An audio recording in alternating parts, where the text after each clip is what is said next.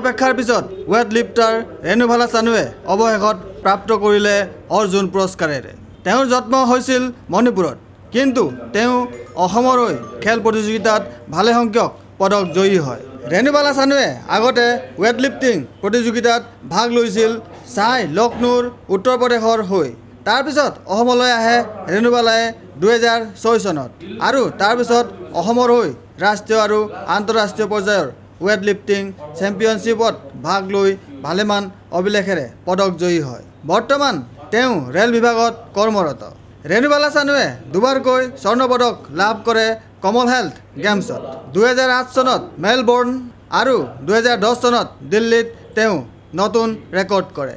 ইয়াৰ কাৰণে ভাৰত চৰকাৰে ৰেণুবালা চানুক অৰ্জুন পুৰস্কাৰেৰে সন্মান জনায়।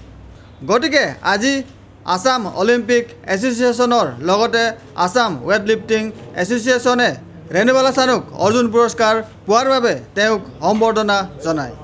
আজি এই সম্বৰ্ধনা অনুষ্ঠানৰ পিছত ৰেণুবালা চানুৱে সাংবাদিকক কয়, बहुत अच्छा लगा है आज अवार्ड मिलकर। ये मेरा सपना है 2010 से मिलना था, अभी तक मिला नहीं।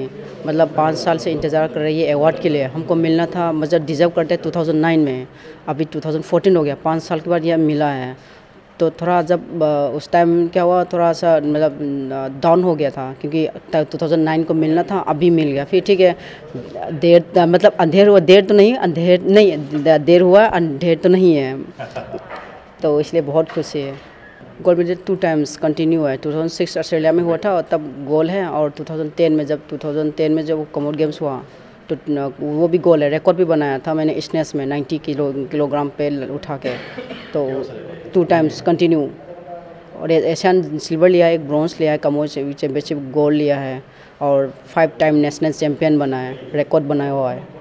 লগতে আসাম ৱেট লিফটিং এছ'চিয়েশ্যনৰ সভাপতি বিৰাজ বৈশ্যই কয়, ৰেণুবালা মণিপুৰৰ ছোৱালী, কিন্তু তেওঁ ৰাষ্ট্ৰীয় পৰ্যায়ত অসমৰ হৈ খেলিছে।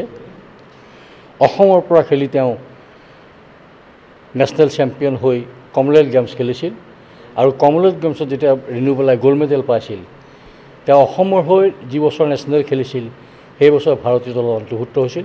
এতেকে ৰেণুবালা অসমৰ খেলুৱৈ হিচাপে আছে, আৰু ভৱিষ্যতে ৰেণুবালাই ঘোষণা কৰিছে অসমৰ খেলুৱৈ, অসমৰ হৈ তেওঁ খেলি যাব। ৰেণুবালা এগৰাকী অতি সুদক্ষ খেলুৱৈ। ৰেণুবালা অলিম্পিকত পদক পাব লগা ছোৱালী, কিন্তু তেওঁৰ অলপ শাৰীৰিক অসুস্থতা হোৱাৰ কাৰণে তেওঁ কিছু দুৰ্বল হৈ পৰিছিল। এতিয়া তেওঁ সুস্থ হৈছে মেডিকেলি, আৰু তেওঁ নিজে কৈছে, মই অৰ্জুনৰ এৱাৰ্ড পোৱাৰ পিছত মই নতুন উৎসাহ পাইছোঁ। ৰেণুবালা কমনৱেলথ গেমছত 2বাৰকৈ গ'ল্ড মেডেল পাইছিল, 2বাৰকৈ কমনৱেলথ চেম্পিয়ন আছিল।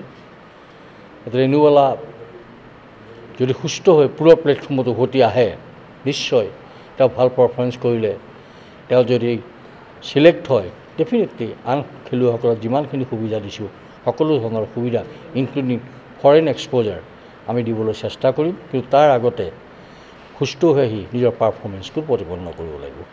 Video' journalist Sushanta Das, Sentinel news, Guwahati.